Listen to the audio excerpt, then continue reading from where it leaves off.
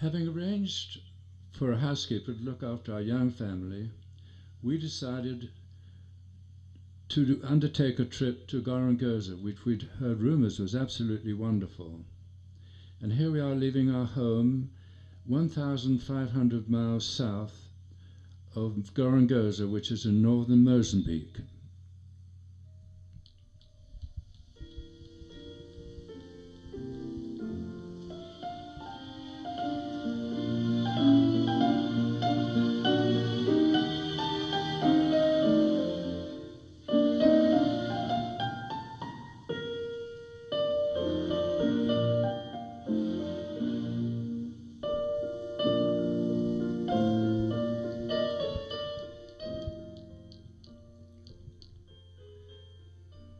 The first part of our trip, of course, will be done on dirt roads until we intercept the main road going north to the northern border of South Africa.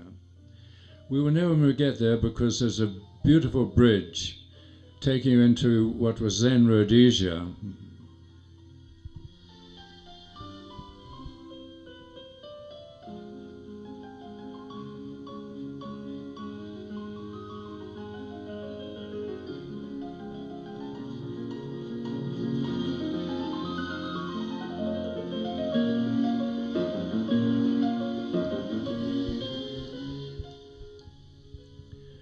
For this trip we're going to use our new Mercedes, which we'd only had for a few weeks and it had a few hundred miles on it. But it was absolutely wonderful. It was completely dust-proof and had a wonderful suspension, and we could go off the beaten track and across the bush, through dry river beds, through dried, cracked mud, and it never let us down.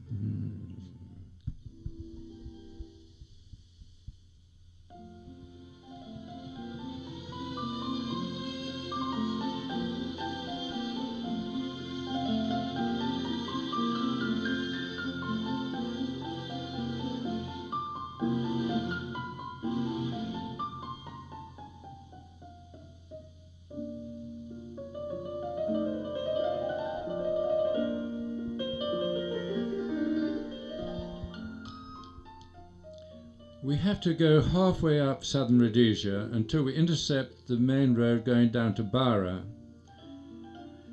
in northern Mozambique, and then we will take a road to the left off that road going to Bara to reach Gorongosa. We hear that there's a pontoon bridge or otherwise a raft that will take us over the Urima River, actually into the Gorongosa Park.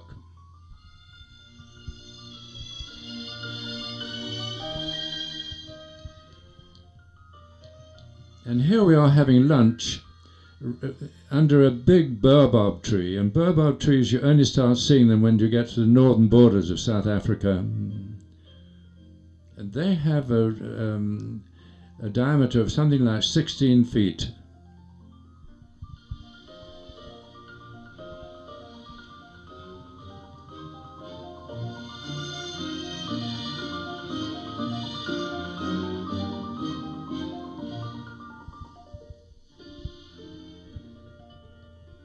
And here we are crossing that very pontoon bridge, and then we'll enter the Gorongosa Reserve.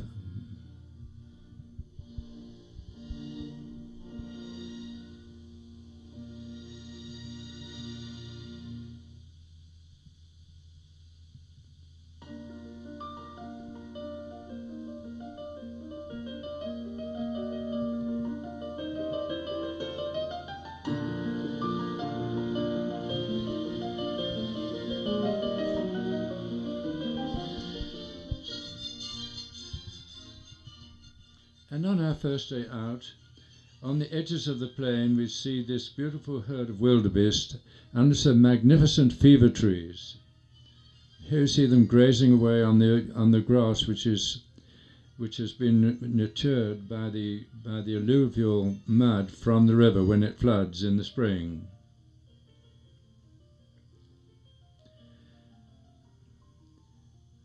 And now we are confronted by a magnificent elephant. The darn thing must have been about 12 feet high and weighed about 2 tons.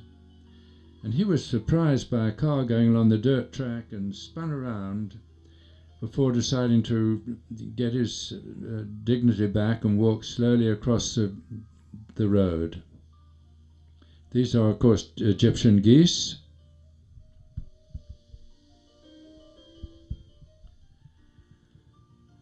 And this is one of the huge lagoons left by the Urima River when it goes down.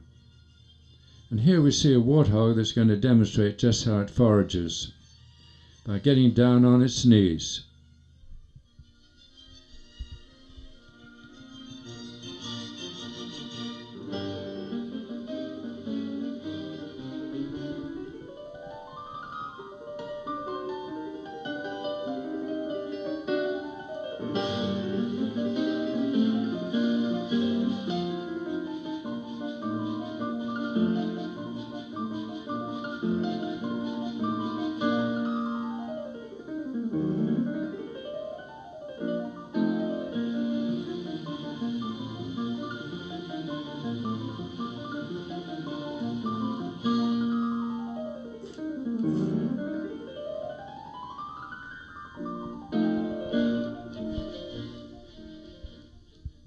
And here we see a herd of buffalo, and of course two waterbuck in front. And they're grazing on the beautiful grass on the plain. And these homes here were for visitors, but they were too close to the plain, and they've been deserted. But the Lions have taken them over, and one pride actually lives in them and gets on top of this, which used to be the restaurant, by climbing up the fire escape from the back, and from there they can survey right across the plain and see where the antelope are grazing. And of course anything that walks by, any animal that walks fairly close by with any kind of prey, they go down and try and intercept it, as you'll see.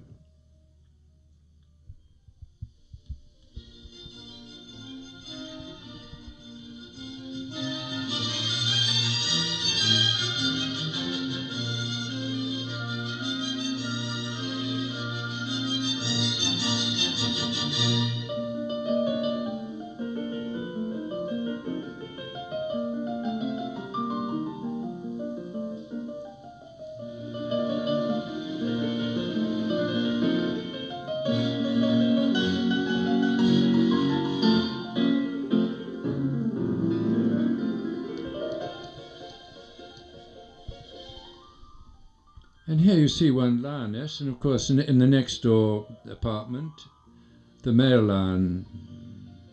And here you see a young female going to call her cubs and take them to join the pride.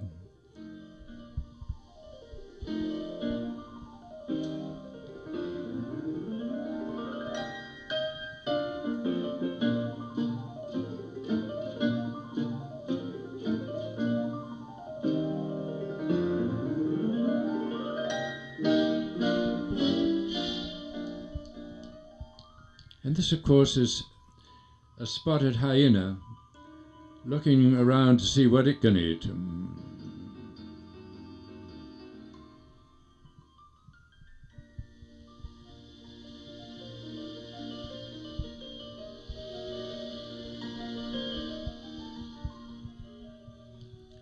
Two lions that have been hunting, but now it's getting very hot in the middle of the day, and so they're taking it easy in the shade.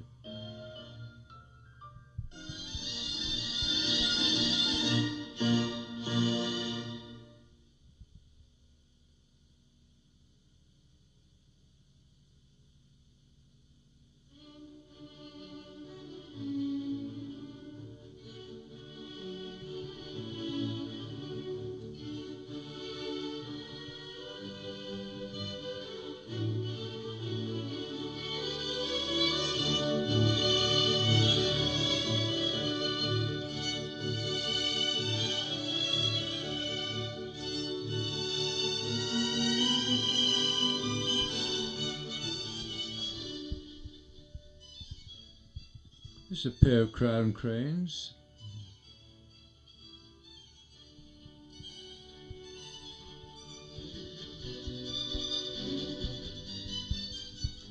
And of course the inevitable vultures, always looking around for a meal.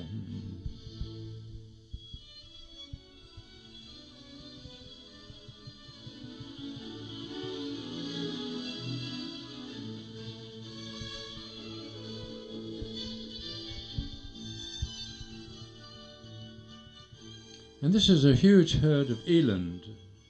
And eland are interesting because they not only graze, but they also eat the bushes and trees. And they multiply very fast, and their meat is really wonderful. And I'm surprised I haven't considered using them in America.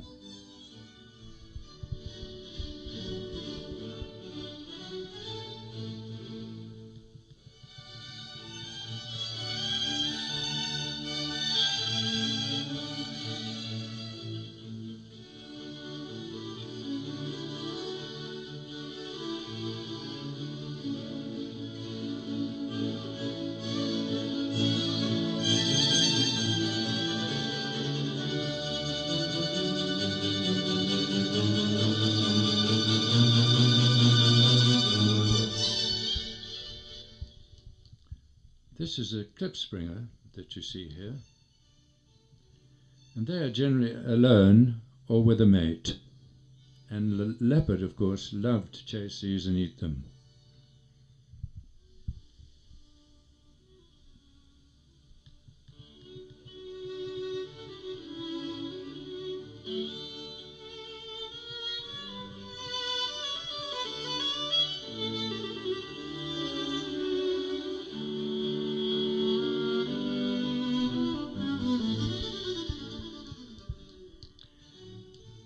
There must have been 3 or 4 prides working the plain, and it was not difficult to find lion up there, which is very nice.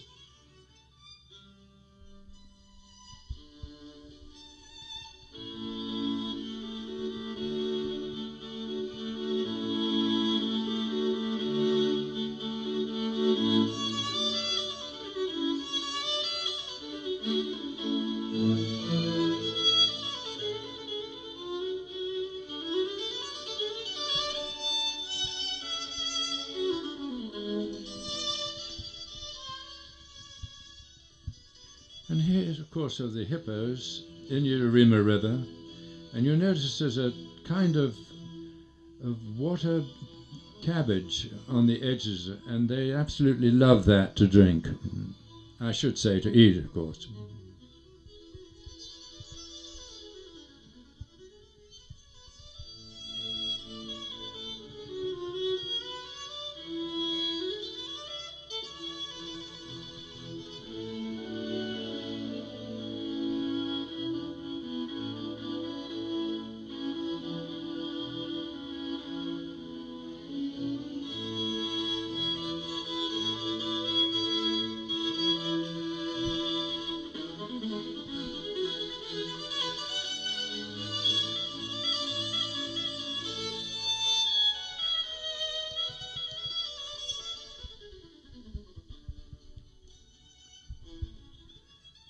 There were many beautiful birds up there, and here you see a demonstration of the different techniques that the different varieties of birds use to catch fish. The cranes just opening their mouths and hoping for the best, the spoonbills sweeping back and forth, and the ibis also similarly doing it, and the pelicans generally form a ring around the fish.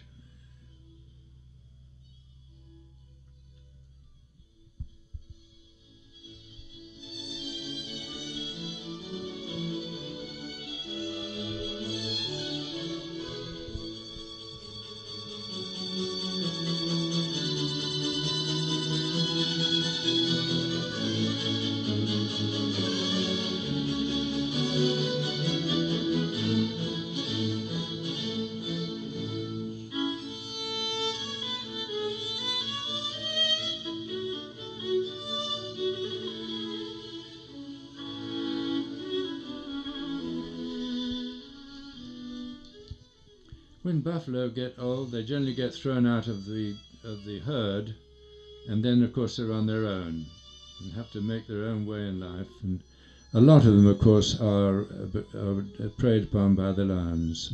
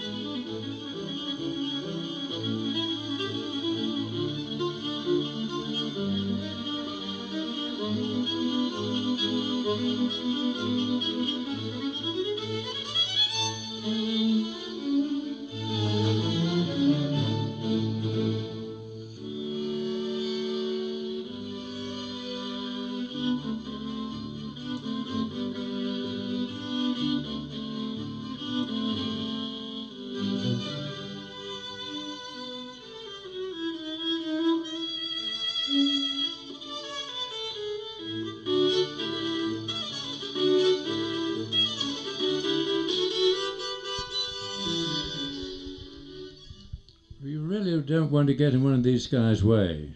They're too big and too angry. Here you see them testing their strength.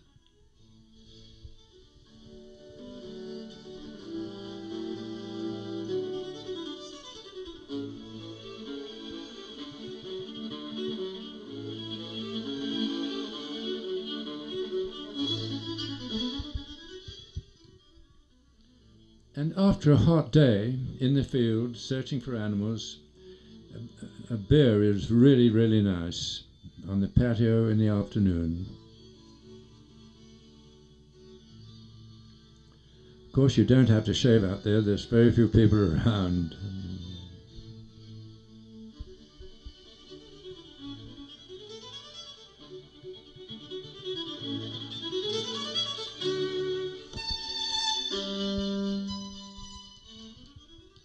This martin made its nest on the above our door of our accommodation, and he seemed to be very concerned about us, worrying I get either her eggs or the young.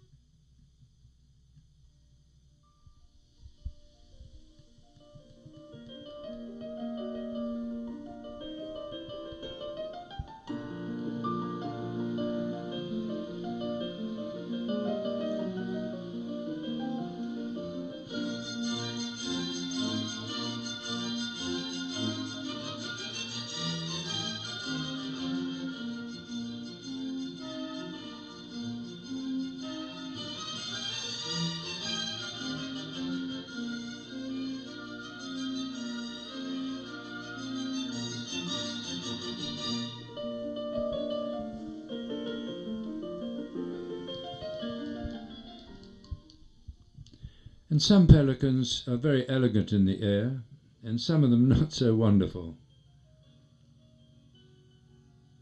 This is an elegant one, but I think the next one has a few problems.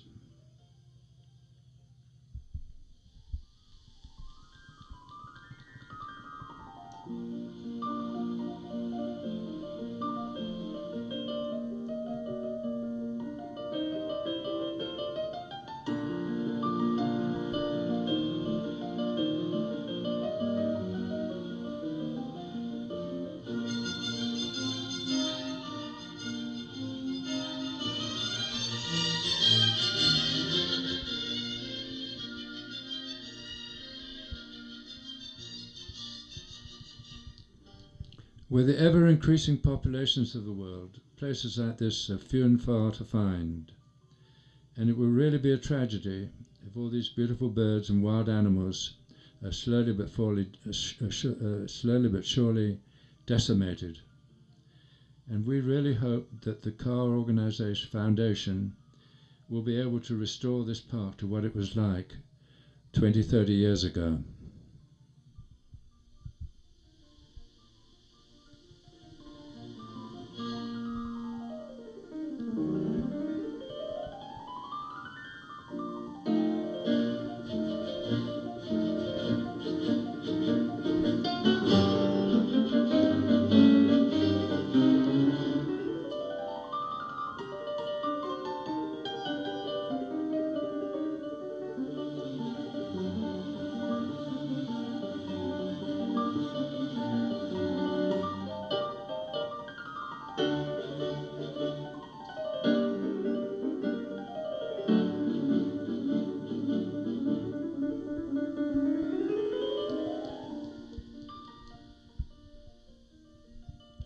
We always used to get excited when we saw maned lions, and we saw a lot in Gorongosa.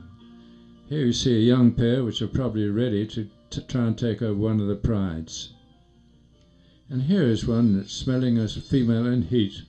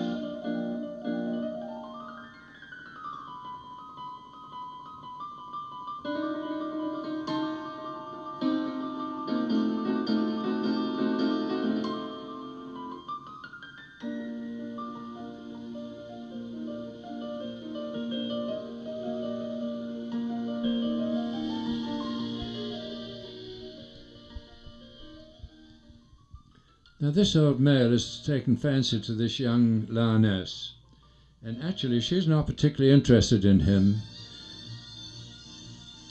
but she just can't get away. He just keeps getting in the way when she tries to join the pride.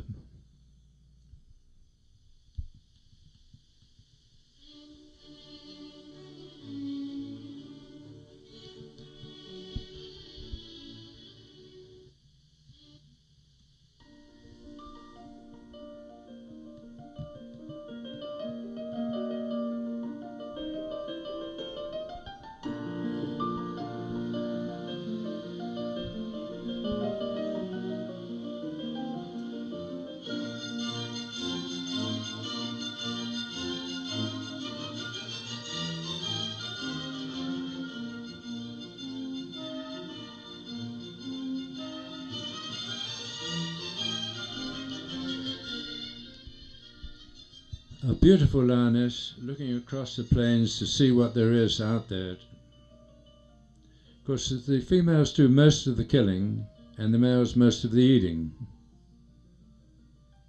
What else is new?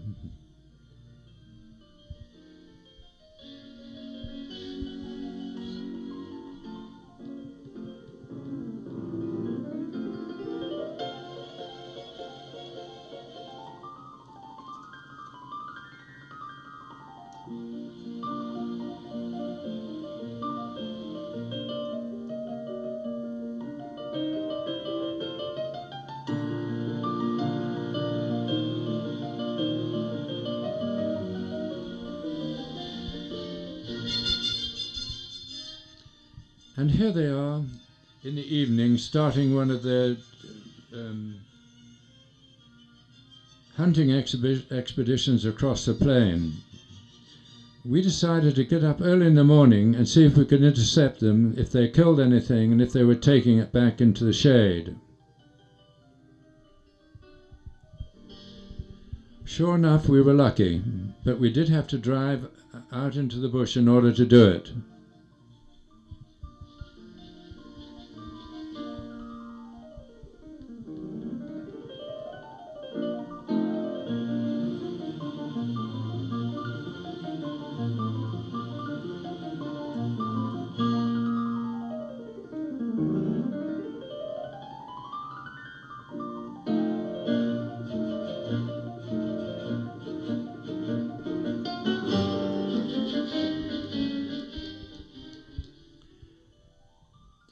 And you can imagine how strong these lions have to be in order to drag a kill probably a mile or so into the shade. But generally they will go and chase the young lions which are waiting on the edge to join the feast. And they'll go along ahead and chase them all away before they drag the prey into the shade.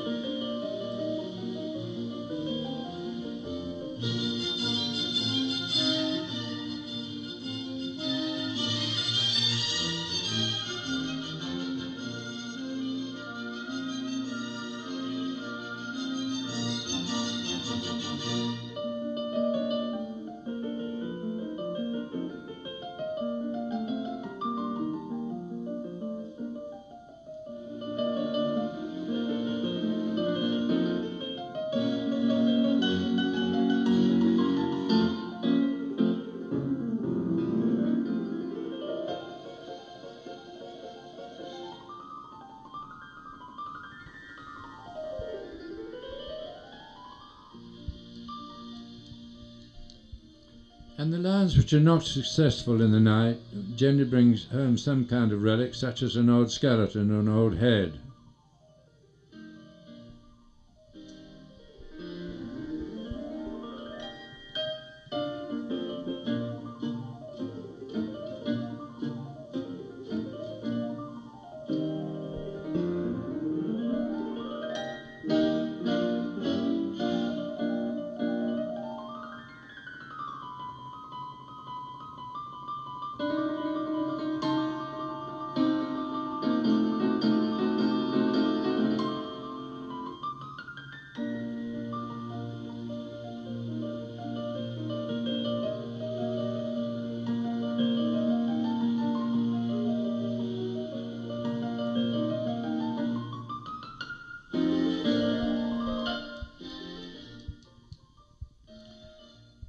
And here, lioness brings her cub onto the plain in order to try and get it used to eating meat. And of course, there's plenty of fresh meat available at this time.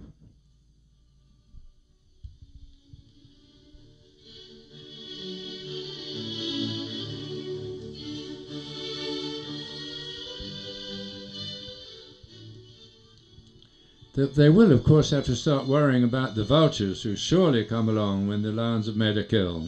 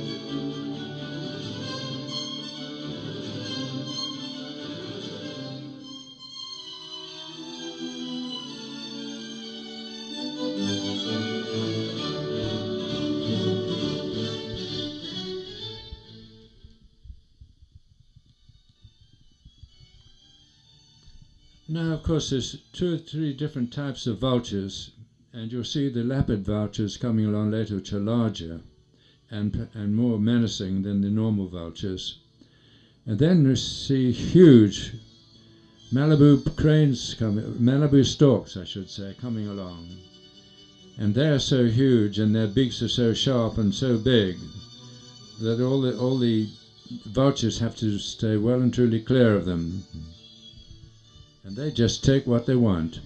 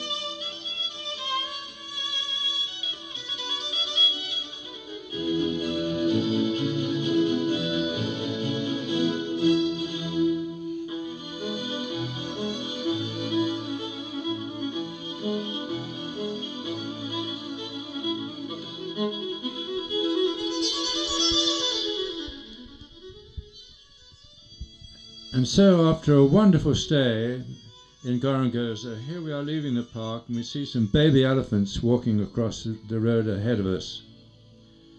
It really is a wonderful place, and I only hope that it can be restored for the sake of Mozambique and also for the rest of the world, because we would all like to visit it many, many times.